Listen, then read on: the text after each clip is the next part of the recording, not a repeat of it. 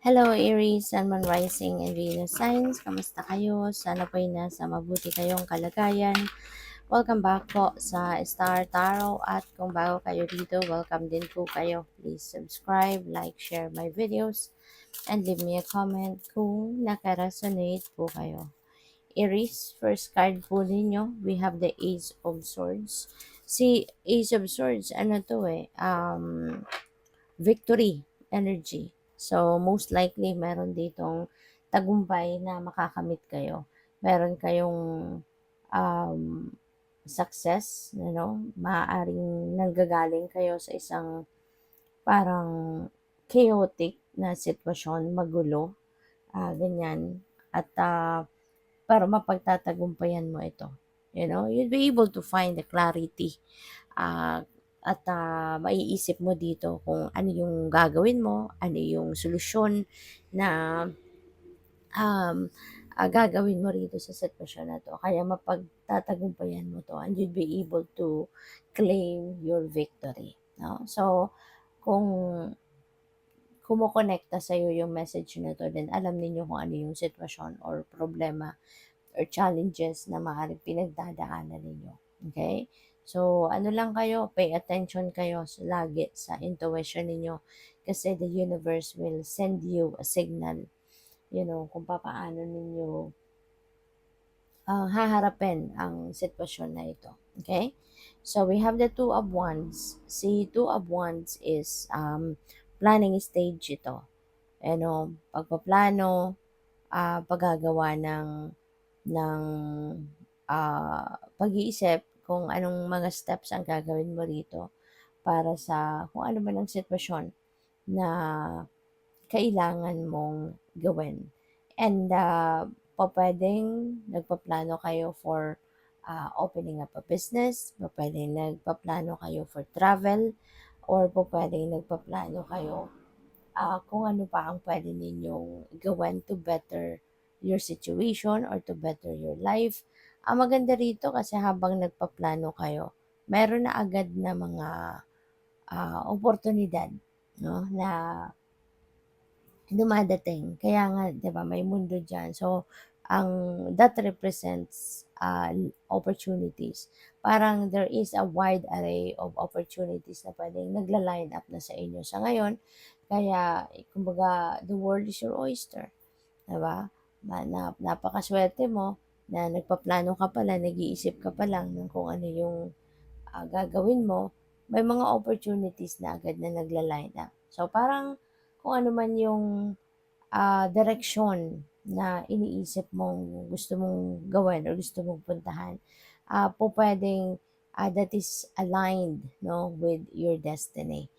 No? Kaya pinapadalhan ka na agad ng universe ng mga oportunidad. So, you have the Ten of Wands. This is burden. No? Paghihirap, may mga challenges na pinagdadaanan ka rito. Pero, ngayon, yung parang ayaw mo na to. Parang ah, gagawin mo yung parang aalisin mo na to sa buhay mo kasi maaaring matagal ka nang nagsasuffer from this situation. So, iba-iba yan. Pwedeng sa pamilya yan, pwedeng obligations, responsibilities, ganyan. Pwedeng trabaho yan, no, karera, or pwedeng love life, no. This is something, no, na nabibigatan ka na. Maaring nagpapasensya ka, nagtiyaga ka na at lahat, pero napapagod ka na ngayon kasi maybe you've been doing it for so long na at parang walang help, no? Walang nagkukusa na tumulong sa iyo, walang nagkukusa na mag-step up to help you. Kaya parang ngayon, iniisip mo din naman yung kalagayan mo, yung sitwasyon mo, yung kalusugan mo, yung gano'n. Kaya you're going to give up. So, kung ano man yan, kayo lang ang nakakaalam niya, no? So, by the way, maraming salamat for subscribing. At kung hindi pa kayo nakakapag-subscribe, subscribe na kayo. And also, maraming salamat din for not skipping the ads. Malaking bagay yan sa akin. And also, please click the join button sa baba ng video kung gusto ninyo na mag-join kayo sa membership. Okay? Salamat. We have the Well Watcher. Ayan. So, the power of the divine, the wisdom. It feels like to me, Aries, na po pwedeng marami na kayong alam sa buhay. Marami na kayong natutunan. You've gained a lot of learnings sa mga experiences ninyo sa buhay in the past. And po pwedeng sa ngayon, no, po pwedeng kailangan na ninyong i-unleash yan. Ilabas ninyo yan at gamitin ninyo sa inyong sitwasyon sa ngayon. Po pwedeng yung isa ito sa magiging isa ito sa magiging daan, no, magiging susi para magkaroon ng linaw ang inyong isipan, 'di ba? O puwedeng gagamitin ninyo yung wisdom ninyo, yung lessons learned, no, in the past, gagamitin niyo na 'yan sa ngayon, para na mapagtagumpayan mo kung ano man yung difficulty na pinagdadaanan mo dito, you know? And then ano ka, ah, yung parang manipis ang ano mo ngayon, ang veil mo between you and your spirit family.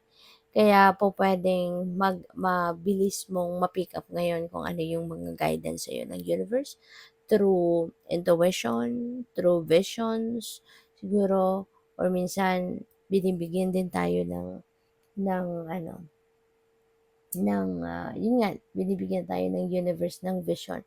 Pinapakita sa atin kung ano yung pupuwede nating gawin, 'no, or kung ano yung sitwasyon na dapat nating, pagsikapan na magkaroon, 'no. Kaya pupuwedeng may mga gano'ng ganap sa inyo ngayon. So, we have the spirit whisperer, divine guidance and higher knowing. You know what? Parang talagang magtatagumpay ka ngayon, Aries, ano, malakas siguro ngayon ang inyong pakiramdam, mas malakas ngayon ang inyong radar, kumbaga mas malakas yung inyong receptivity, kaya take advantage of that. Kasi may guidance talaga ang universe para sa'yo, you know? So, ginagabayan ka, maaaring hindi lang intuition, kundi maaaring panaginip, sa panaginip din, ginagamit din ng universe ang panaginip natin to guide us. So, po pwedeng may ganun din ang ganap dyan. Okay? Kaya, anuhin ninyo, pansinin ninyo yan. Alright? We have the Gaia's Garden. Napakaganda, Aries. May abundance, may fruition, reaping what you sow. Harvest time, harvest time. Lahat ng sipag at tiyaga na ginawa mo in the past, yung maybe you've been working long hours, overtime ka ng overtime, maaaring sakripisyo, siguro may mga sleepless nights ka din para na matapos mo kung ano man yung mga ginagawa mo, para na ah, kumbaga ma-accomplish mo, no? Kung yung mga bagay na dapat ma-accomplish. At ngayon, tingnan mo, you are reaping what you sow. Kung ano yung tinanim mo, ngayon mamumunga na or nagbunga na at aanihin mo na siya ngayon, no? At magkakaroon ka ng abundance, no? May experience mo na yung kasaganaan sa pera, may experience mo yung prosperity, abundance, at magka-come to fruition na kung ano man itong pinagsisikapan mo. This could be your dreams coming true. Your this could be your dreams coming true. This could be your um ano pa ba, mga wishes mo, might come to fruition sa ngayon, yung mga goals mo. So, pupuwedeng ito, no, ito yung mga makakamit mo na sa ngayon. At ito yung magdadala sa'yo ng kasaganaan, no? So, good luck sa'yo. Thank you for watching Love and Light. Namaste.